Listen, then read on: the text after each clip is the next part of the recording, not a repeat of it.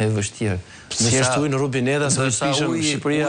Ujitjes, ne jemi në vendet më të pasura me ujë dhe kemi mundësi që ta furnizojmë bujqësinë ose të pak në ato zona që janë të prodhimeve intensive. Unë nuk po flas që të furnizojmë zonat ku dojnë normalore, që është më vështirë sistemi ujitjes e kështu me radhë. Pa hyrë pastaj që ose do flasim se nash tamam ashtu siç thatë ju që ngaherë duket luksi i madh. Pa hyrë pastaj të metodat më moderne të ujitjes, ujitja me pika e cila ekonomizon ujin, pra nuk përdor shumë ujë dhe ka mundësi ta mbaj bimën më mirë dhe t'japin prodhimin maksimal.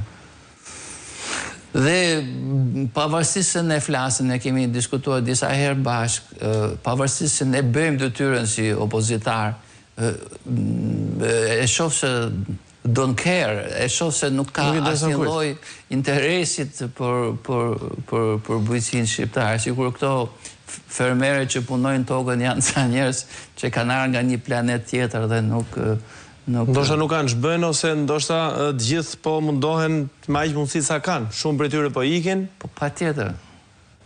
Profesor, përmendet ndikimi që do të jetë në humbjen e prodhimit vendas, sigurisht po ashtu edhe në çmimet në xhepet e qytetarëve shqiptar.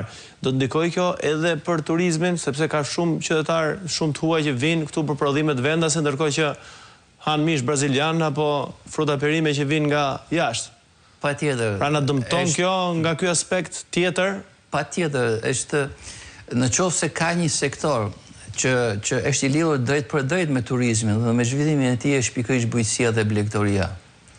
Sepse turisti që vjen, një turist francez apo gjerman që vjen në Shqipëri, është pa imagjinueshëm për atë që të ushqehet me mish që vjen nga Brazili.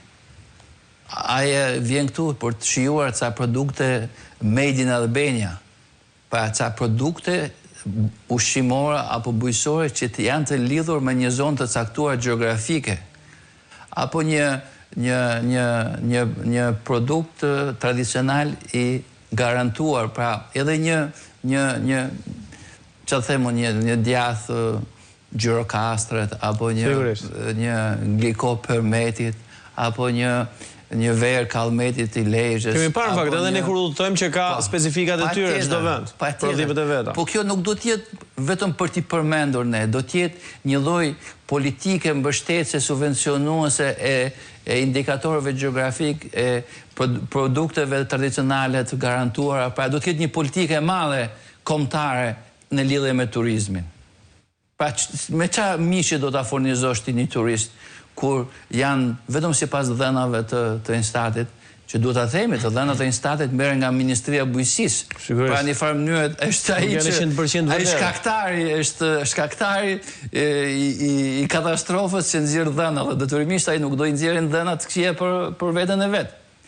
Dhe si do ushqehet pra një turist kur nuk mund gjesh një qingj made in Albania, pa hyrë pastaj që t'jetë një qingj nga Delia Rud, apo t'jetë një qingj i bardhokës madh apo bardhokës vogël, që janë ca raca tërësisht autoktone, të cilat ka një mish shumë të shijshëm dhe mund të jetë një markë pa zëvendësueshëm për turistët. Ndërkohë që nuk mbarojnë tonelatat me ngarkesë